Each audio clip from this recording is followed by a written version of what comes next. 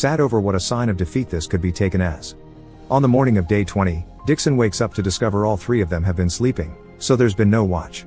Gene thinks it's not worth the trouble. It's been 2 days with no wind and the islands aren't coming any closer. He calls out Dixon for his map, not understanding how he could have calculated their position anyway if their plane had been lost and they didn't even know what their starting point had been. He also thinks it's Dixon's fault that the plane got lost because somehow he had flown them out of range. After lots of arguing and yelling, Dixon admits he had been expecting to see islands a couple of days ago, so yes, their course is off. His memory finally kicks in and he remembers what happened on the plane. He had fallen asleep.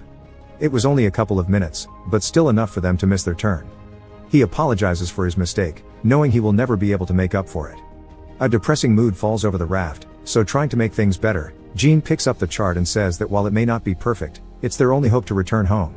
When Tony makes a joke about producing their own wind, Dixon gets an idea. Using Gene's knife, he cuts off the soles of his shoes, which they proceed to use to row. A month after the incident, they finally get some rain again.